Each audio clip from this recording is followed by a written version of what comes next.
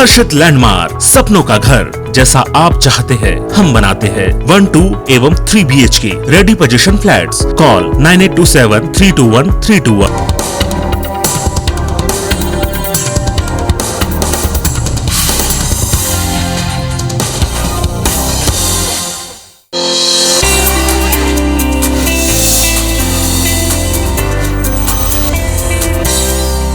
नमस्कार, स्वागत है आपका IBC 24 में और मैं हूं आपके साथ शालिनी हाडिया। आप देख रहे हैं सेहत से जुड़ा हमारा खास कार्यक्रम हेल्थ गुरु।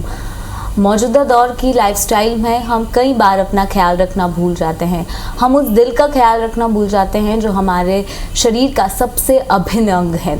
मौजूदा लाइफस्टाइल के चलते यही एक बड़ी वजह है कि लगातार हृदय रोग संबंधित बीमारियां घर करते जा रही है और इसका असर हर एक वर्ग पर भी पड़ता जा रहा है। आखिर किस तरह से हम हृदय रोग से बच सकते हैं, किस तरह के उपाय हैं, किस तरह का एहतियात रखने की आवश्यकता है, इन सब के बारे में चर्चा करेंगे आज के हमारे शो हेल्थ गुरु में।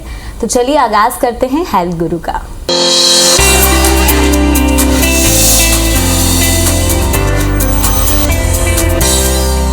हेल्थ गुरु में आज हमारे साथ इंदौर अपोलो हॉस्पिटल से जुड़े हैं cardiologist doctor Akhilesh Jain. Jain sir, बहुत बहुत स्वागत है आपका IBC 24 में। सर, मेरा सबसे पहला सवाल है, हार्ट अटैक का प्रमुख कारण क्या कुछ रहता है? देखिए, हार्ट अटैक एक सडन कंडीशन है जिसमें कि हमारे जो हार्ट की मसल्स को ब्लड देने वाली आर्टरीज रहती हैं उनमें क्लॉट आ जाता है। वो क्लॉट जो आता है वो प्लाक रप्चर की वजह से आता है। जो हार्ट की आर्टरी की अंदर की लेयर होती है जिसको एंडोथेलियम बोलते हैं, उसमें एक डेंट होता है, उसको सील करने के लिए ब्लड क्लॉट बनाता है और वो सारी वेसल को बंद कर देता है।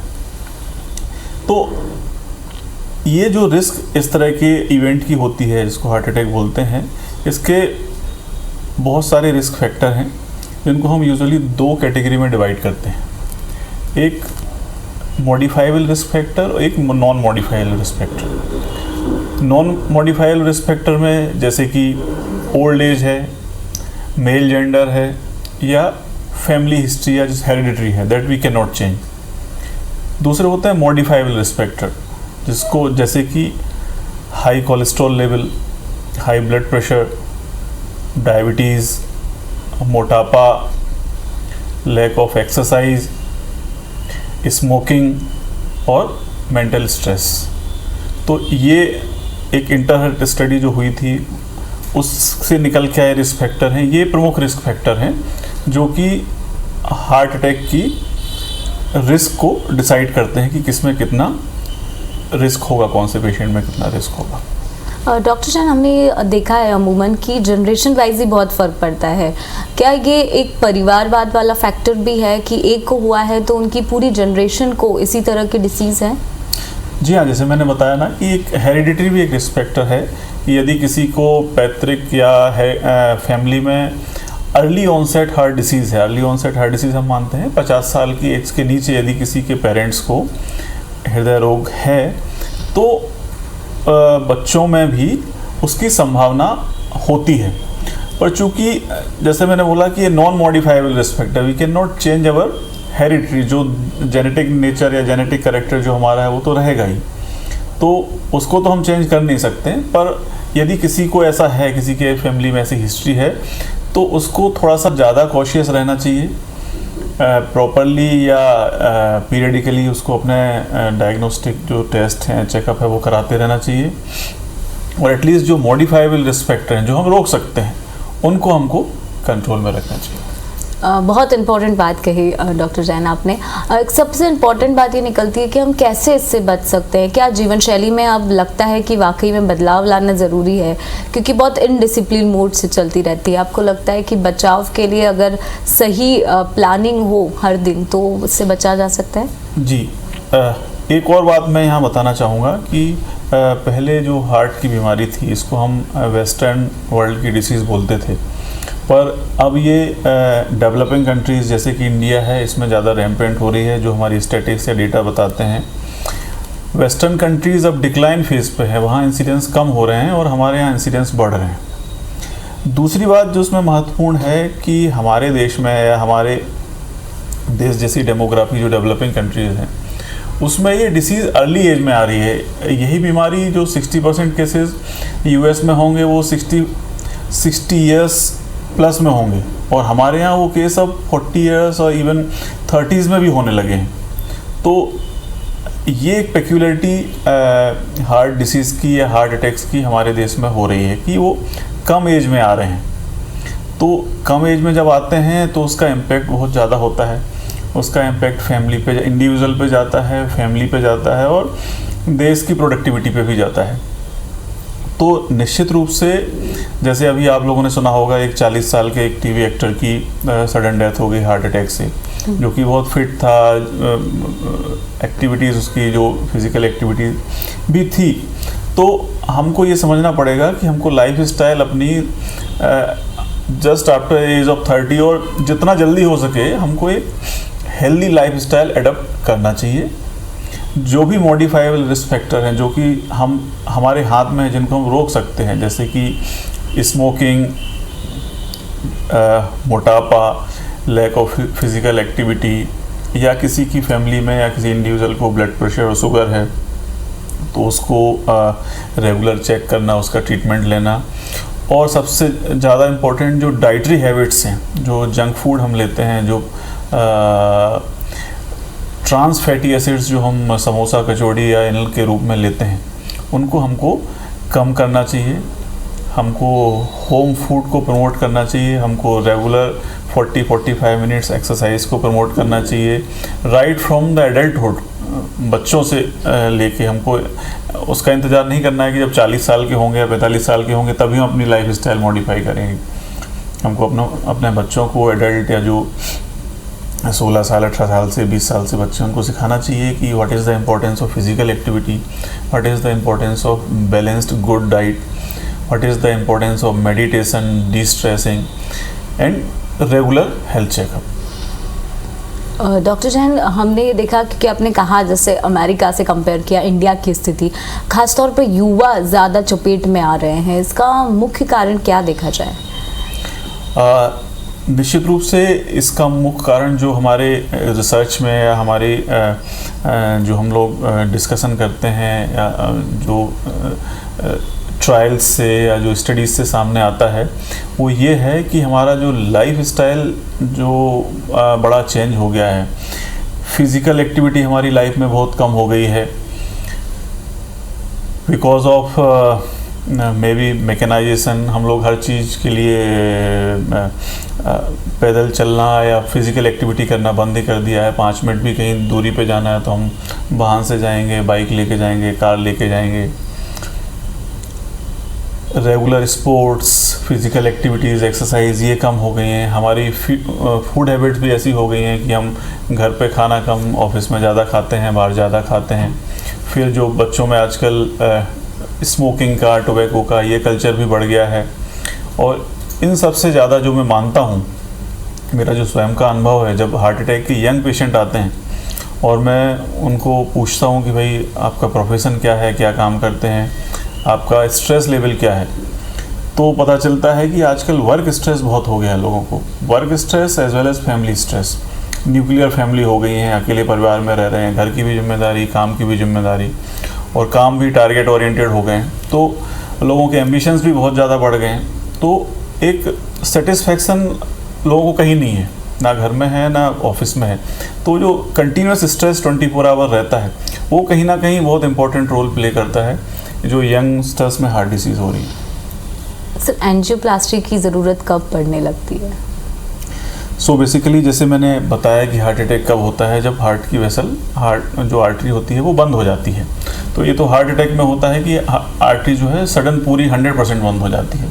पर जो एंजाइना होता है, जो कोलेस्ट्रॉल डिपोजिशन होता है धीरे धीरे, उसमें धीरे ग्रेजुअली जो ब्लॉकेज है वो बढ़ता है, कभी 70, 80, 90।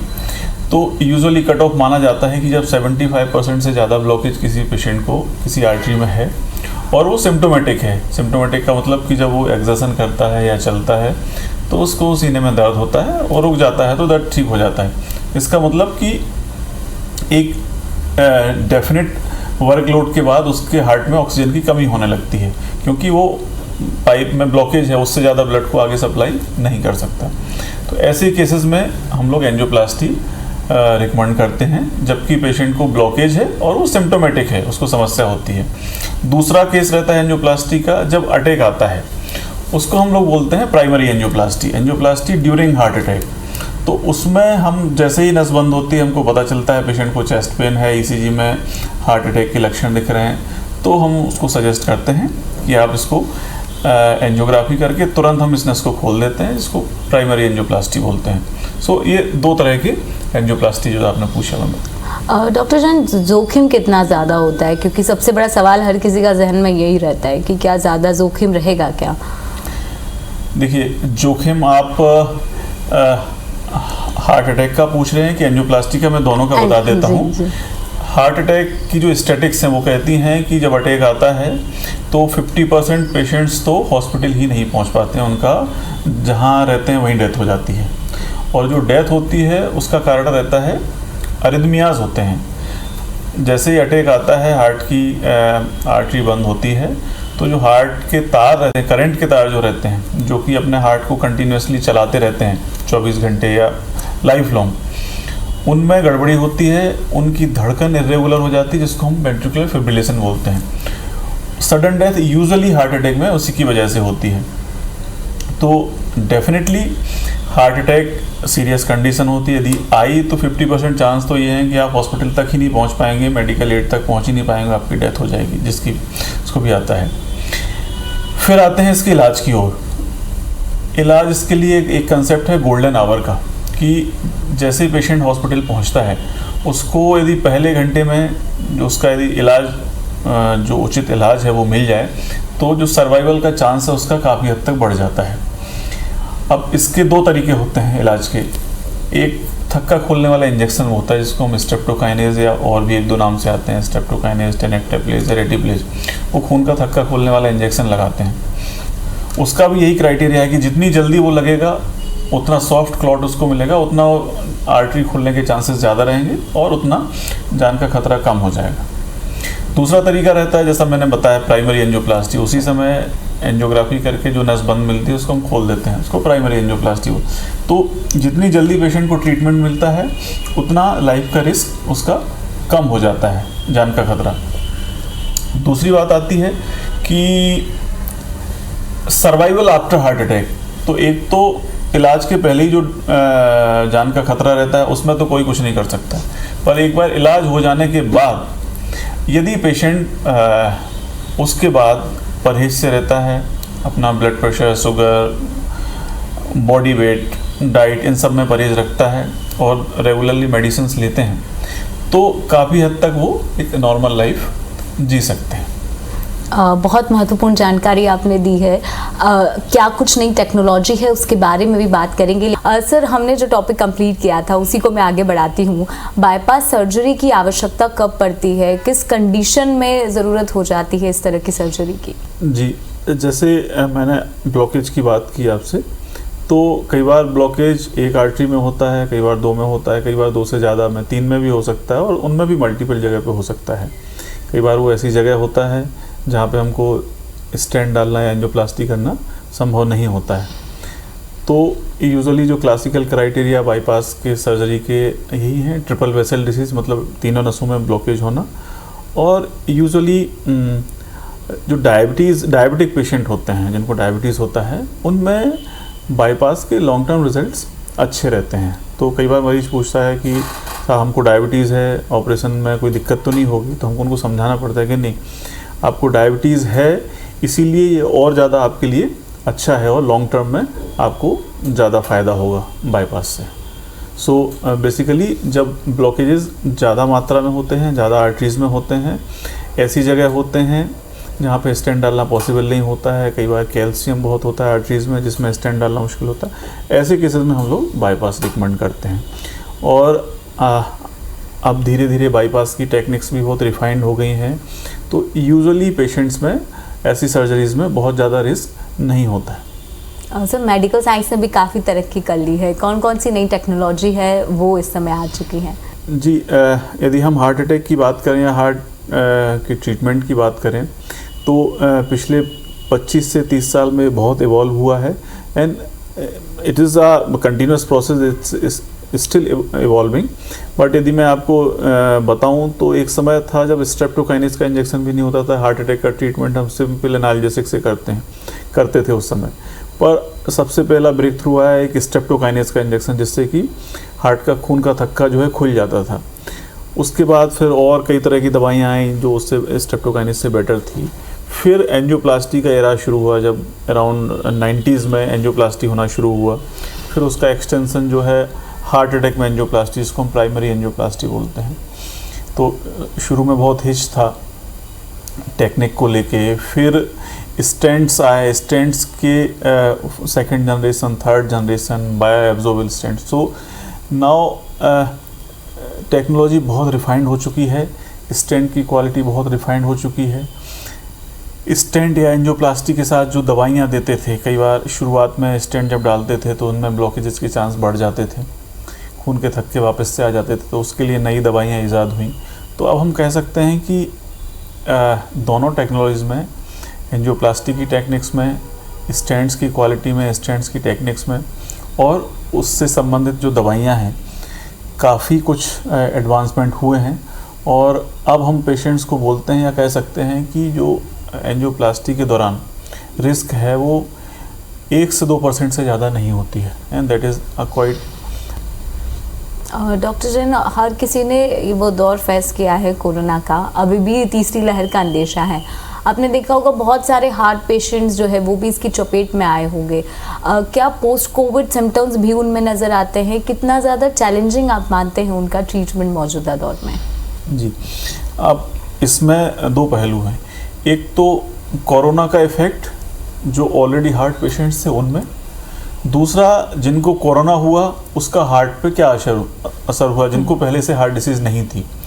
तो डेफिनेटली जैसे पहली वेव या दूसरी वेव के दौरान बताया गया था कि जो कोविड है इसकी वजह से जो हार्ट पेशेंट्स हैं और किडनी पेशेंट्स हैं उसमें उन लोगों में कोविड का रिस्क ज़्यादा था, और यदि उनमें कोविड हो गया तो उनका आउटकम या मॉर्टेलिटी जो है वैसे केसेस में ज़्यादा थी। पर जो कोविड जो ऐसे लोगों में हुआ है जिनमें ऑलरेडी कोई हार्ट डिसीज़ नहीं थी, उनमें भी ऐसा देखने में आया है कि कई हार्ट से संबंधित कार्डियोवास्कुलर डिसीज़ के लक्षण आए हैं। जैसे कि कई लोगों में हार्ट अटैक देखने को मिला है, कई लोगों में ब्रेन में क्लॉटिंग मिली है, कई लोगों में लंग्स की आर्टरी में क्लॉटिंग हुई है जिसको हम लोग पल्मोनरी एम्बोलिज्म बोलते हैं, कई लोगों में पैर की नसों में खून के थक्के मिले हैं। तो बेसिकली जो कोरोना वायरस इन्फेक्शन था एक प्रो इन्फ्लामेटरी कंडीशन थी, इसने बॉडी में इन्फ्लामेशन प्रोड्यूस किया, और उस pro inflammatory as well as pro thrombotic condition. तो कई लोगों को जो कि हमने कोविड के समय में देखा, यूजुअली कोविड के पेशेंट्स हमारे फिजिशियंस या चेस्ट फिजिशियन लोग देख रहे थे, पर बहुत सारे कॉल्स एज अ कार्डियोलॉजिस्ट हमको आते थे कि भाई इसमें ये हार्ट का प्रॉब्लम हो रहा है। तो निश्चित रूप से कुछ ना कुछ प्रॉब्लम्स हुई हैं जो कि नॉर्मल पेशेंट्स में नहीं होती थी, जो कि कोविड से हम जिनको रिलेट कर सकते हैं। तो उससे लोगों का आउटकम भी इफ़ेक्ट हुआ, कई बार उससे कार्डियक कॉम्प्लिकेशन की वजह से डेथ्स भी हुई हैं। पर अब यदि हम पोस्ट कोविड देखें तो बहुत सारे पेशेंट्स अभी भी हमारे पास आ रहे हैं जिनको कोविड हुआ है, कि सांस फूल रही है या कुछ एटिपिकल सा चेस्ट पेन है, कभी धड़कन की कम हो रही है या ज़्यादा हो रही है। अब मुझे लगता है कि जो लोग कोविड से रिकवर कर गए हैं उनमें ये जो माइनर प्रॉब्लम हो रही है इनसे घबराने की ज़रूरत नहीं है। ये जो प्रॉब्लम्स अब जो हैं वो अमूमन माइनर प्रॉब्लम्स हैं। अब जो प्रॉब्लम्स हैं उसमें एंग्जाइटी का कंपोनेंट ज़्यादा है, ऑर्गेनिक डिसीज़ का कंपोनेंट कम है, ऐसा मुझे लगता है। Doctor Jain, world heart day भी है 2021, इस बार क्या मोटिव रहने वाला है? सो एवरी 29 सितंबर को हम लोग वर्ल्ड हार्ट डे सेलिब्रेट करते हैं, और हर साल की अलग अलग थीम रहती है। तो इस बार की जो थीम है वो ये है कि हम डिजिटल हेल्थ के ज़रिए preventive as well as curative जो है उसको कैसे प्रोपेगेट करें, कि कैसे ये ज़्यादा लोगों की, ज़्यादा नीडी लोगों की रीच में पहुँचे। तो एज वी नो कि अब ज़माना डिजिटल टेक्नोलॉजी का ही है। तो अच्छा, हमने इस दौरान देखा भी, कोविड दौरान बहुत ऑनलाइन कंसल्टेशन हुए, वीडियो कंसल्टेशन हुए, लोग क्लिनिक या हॉस्पिटल जाने से बच रहे थे, या डॉक्टर्स भी। तो एक ये नया एरा शुरू हुआ है जिसमें डिजिटल हेल्थ के ज़रिए हम लोग जो प्रिवेंटिव प्रोग्राम्स हैं, स्पेशली फॉर कार्डियोवैस्कुलर हेल्थ, उसको और गति देंगे, उसको और वाइड रीच में उसका जो है रीच और उसका बढ़ाएंगे।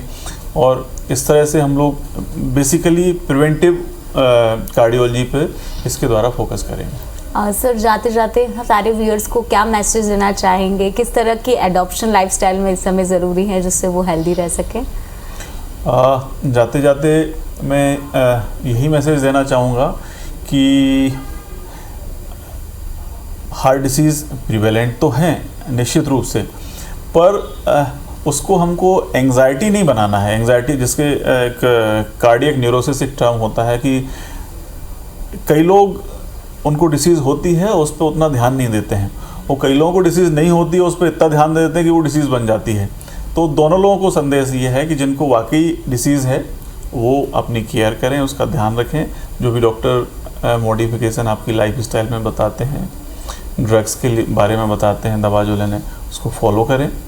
और सबसे महत्वपूर्ण है कि आप खुश रहें, क्योंकि जो मैं ऑफ लेट अपनी प्रैक्टिस में देख रहा हूँ कि इस बाकी जो कन्वेंशनल रिस्क फैक्टर हैं उसके अलावा मेंटल स्ट्रेस एक बहुत बड़ा रिस्क फैक्टर है। तो जो जहाँ है जैसी कंडीशन में है उसमें कंटेंटेड रहें और खुश रहने की कोशिश करें। और जो ऑलरेडी एस्टेब्लिश्ड हार्ट पेशेंट्स हैं वो अपने दवाई का, परहेज का और नियमित डॉक्टरी सलाह का ध्यान रखें।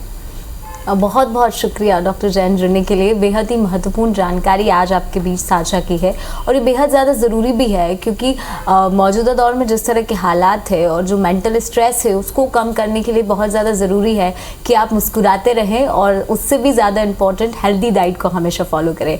आज के हमारे इस खास कार्यक्रम में इतना ही। नमस्कार।